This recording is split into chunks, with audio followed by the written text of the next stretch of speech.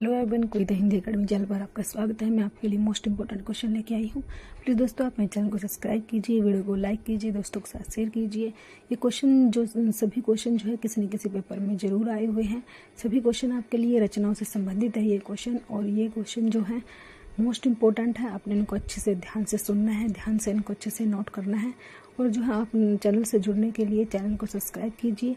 Daily मैं आपके लिए ऐसे ही जो है मोस्ट इम्पोर्टेंट क्वेश्चन लेके आती हूँ। तो क्वेश्चन स्टार्ट करते हैं। एक बूंद सहसा उछली के रचनाकार कौन है?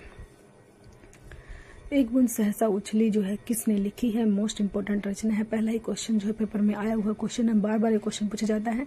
अमृत राय है, विष्णु प्रभाकर है, मोहन राकेश है, या डी अग्गी है? तो एक बूंद सहसा उछली जो है ये रचना जो है, पहले क्वेश्चन का आंसर जो है डी होगा। अग्गे ने लिखी है ये एक बूंद सहसा उछली। एक बूंद सहसा उछली जो आप अच्छे से याद रखोगे, इसको अग्गे जी ने लिखा है, इसको जो है एक बूंद सहसा उछली को। अगला क्वेश्चन देखते हैं। कालिदास की निरकुंसता के लेखक कौन है?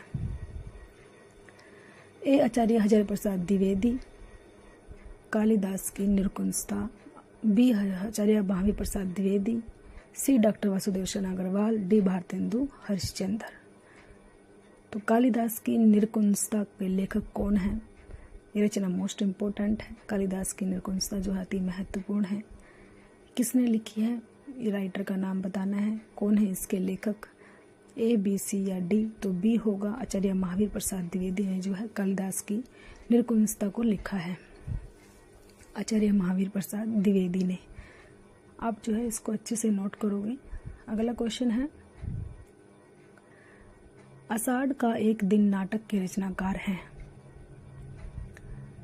आषाढ़ का एक दिन नाटक जो है किसने लिखा है? इसके नाटककार कौन है? मोहन राकेश, बी रामचंद्र शुक्ल, जयशंकर प्रसाद, या रामवृक्ष बेनीपुरी?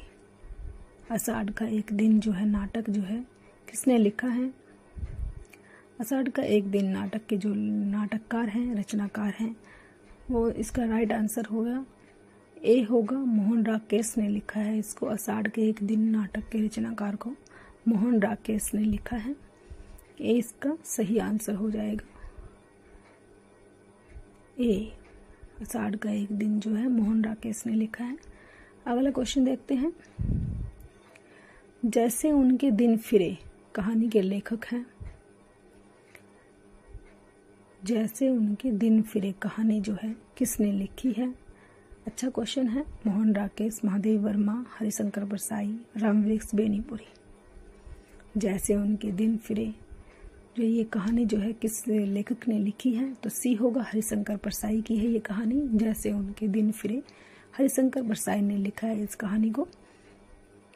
ये आप अच्छे से याद रखोगे, हरिशंकर परसाई ने लिखा है जैसे उनके दिन फिरे। अगला क्वेश्चन देखते हैं। बाजे पाइलिया के घुंघरू के रचनाकार कौन है? बाजे पाइलिया के घुंघरू मोस्ट इम्पोर्टेंट है। ये पेपर में बार बार पूछा जाता है। ये रचना जो है किस रचनाकार की है? आपने इसको अच्छे से याद रखना है। बाजे पाइलिया के घुंघरू कन्हैयालाल मिश्र प्रभाकर, रामवृक्ष बेनीपुरी, मैथिली शरण गुप्त, जैनेन्द्र कुमार? तो बाजे पाइलिया के घुंघरू जो है इसका राइट आंसर होगा ए होगा। कन्हैयालाल मिश्र प्रभाकर जी ने जो है बाजे पाइलिया के घुंघरू लिखा है। कन्हैयालाल मिश्र प्रभाकर जी ने। बाजे पाइलिया के घुंघरू मोस्ट इम्पोर्टेंट रचना, पेपर में बार बार आती है। इसको आपने अच्छे से बार बार इसको याद रखना है। बाजे पाइलिया के घुंघरू किसकी है? कन्हैयालाल मिश्र प्रभाकर की है। बाजे पाइलिया के घुंघरू मोस्ट इम्पोर्टेंट रचना,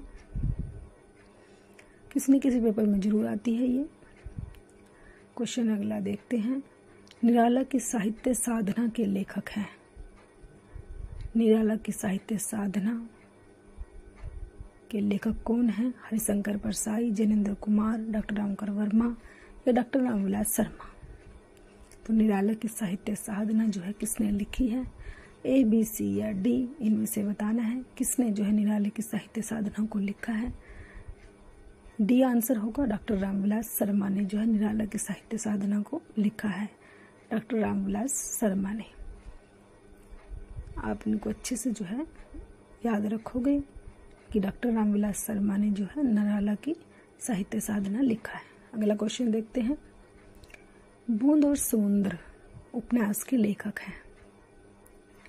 ए अमृतलाल नागर, मोस्ट इम्पोर्टेंट क्वेश्चन, बूंद और समुद्र, ये भी पेपर में आया हुआ क्वेश्चन है और ये आ भी सकता है, इसलिए मोस्ट इम्पोर्टेंट है आप लोगों के लिए। आप इसको अच्छे से याद रखोगे। बूंद और समुद्र, अमृतलाल नागर, कन्हैयालाल मिश्र प्रभाकर, लालू लाल, जैनेंद्र कुमार। बूंद और समुद्र जो है उपन्यास है, एक विधा भी पूछी जाती है कई बार। बूंद और समुद्र क्या है? उपन्यास है, तो ए होगा, अमृतलाल नागर ने लिखा है इसको। इसका बूंद और समुद्र का राइट आंसर जो है वो अमृतलाल नागर है। अमृतलाल नागर ने जो है बूंद और समुद्र लिखा है। अगला क्वेश्चन देखते हैं। चिता के फूल के रचनाकार कौन है? चिता के फूल, रामवृक्ष बेनीपुरी, भक्तिचरण वर्मा, डॉक्टर संपूर्णानंद, रामचंद्र शुक्ल। तो चिता के फूल जो है किस रचनाकार ने जो है इसको लिखा है? ये क्वेश्चन पूछा गया है हमसे। चिता के फूल जो है तो ए होगा, रामवृक्ष बेनीपुरी ने जो है चिता के फूल लिखे हैं, रामवृक्ष बेनीपुरी ने। तो इसका राइट आंसर क्या होगा? ए होगा, रामवृक्ष बेनीपुरी जो है। अगला क्वेश्चन देखते हैं। चित्रलेखा, चित्रलेखा उपन्यास के रचनाकार हैं रामवृक्ष बेनीपुरी, बी भक्तिचरण वर्मा, सी डॉक्टर संपूर्णानंद, डी रामचंद्र शुक्ल। तो चित्रलेखा मोस्ट इम्पोर्टेंट रचना है। चित्रलेखा जो है बार बार पेपर में आती है। ये भी चित्रलेखा जो है बी आंसर होगा, भक्तिचरण वर्मा ने लिखा है इसको। चित्रलेखा उपन्यास को भक्तिचरण वर्मा ने लिखा है। तो चित्रलेखा क्या है? एक उपन्यास है। ये विधा भी याद रखोगे। चित्रलेखा एक उपन्यास है और भक्तिचरण वर्मा ने इसको लिखा है। अगला क्वेश्चन देखते हैं। वंदे वाणी विनायकों के लेखक कौन हैं? ए रामवृक्ष बेनीपुरी, वंदे वाणी विनायकों, ए रामवृक्ष बेनीपुरी, बी मोहन राकेश अग्गे, Ramdhari Singh Dinkar. A B C या डी इनमें से बताना है। वंदे वाणी विनायकों को जो है के लेखक कौन है? वंदे वाणी विनायकों महत्वपूर्ण क्वेश्चन है। ए होगा, रामवृक्ष बेनीपुरी ने वंदे वाणी विनायकों लिखा है। रामवृक्ष बेनीपुरी जो है इस रचना के लेखक हैं। रामवृक्ष बेनीपुरी ने वंदे वाणी विनायकों लिखा है। अगला क्वेश्चन है। भूत के पांव पीछे के रचनाकार कौन है? जयशंकर प्रसाद,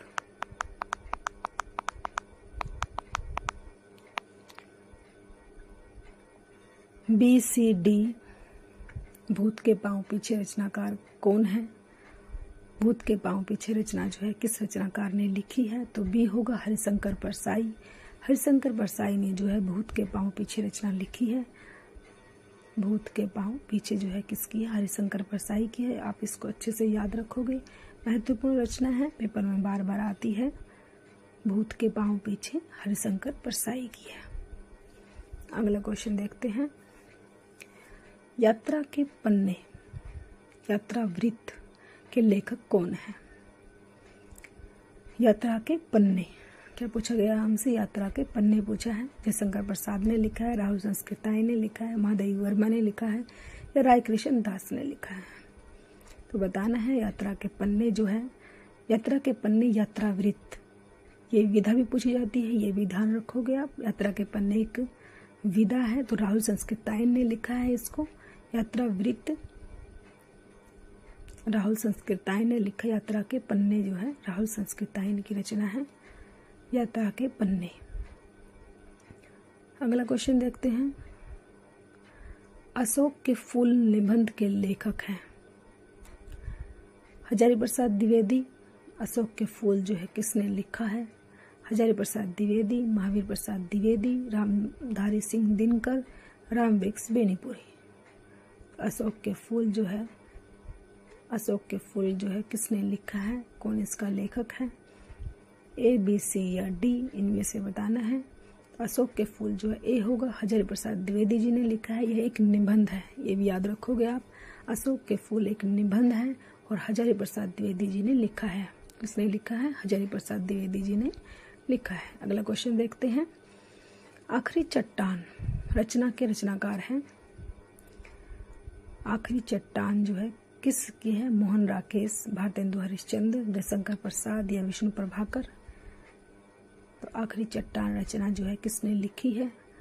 महत्वपूर्ण रचना है आखिरी चट्टान, तो मोहन राकेश की है। मोहन राकेश ने जो आखिरी चट्टान रचना को लिखा है, मोहन राकेश की है ये आखिरी चट्टान। ऐसे ही मोस्ट इम्पोर्टेंट रचनाएं पेपर में आती हैं। आपने जो है अच्छे से वीडियो को अंत तक देखना है। अगला क्वेश्चन देखते हैं। 11 वर्ष का समय रचनाकार कौन है? 11 वर्ष का समय जो है किसने लिखा है? 11 वर्ष के समय को इसके रचनाकार कौन है? रामचंद्र शुक्ल, रामवृक्ष बेनीपुरी, भगवती चरण वर्मा, राहुल संस्कृतायन। 11 वर्ष का समय एक कहानी है, ये भी आप याद रखोगे। 11 वर्ष का समय जो है एक कहानी है, ये इसकी विधा जो है एक कहानी है। किसने लिखा है? इसके रचनाकार कौन है? ए होगा रामचंद्र शुक्ल है, बी, सी और डी इसका आंसर नहीं है, लेकिन ए इसका आंसर है। रामचंद्र शुक्ल ने जो है 11 वर्ष का समय लिखा है। यह एक कहानी है, रामचंद्र शुक्ल जी के द्वारा लिखी गई एक कहानी है। यह आप ध्यान रखोगे, इसको अच्छे से याद रखोगे। 11 वर्ष का समय जो है रामचंद्र शुक्ल के द्वारा जो है लिखी गई कहानी है। महत्वपूर्ण क्वेश्चन है, पेपर में पूछा जाता है बार बार।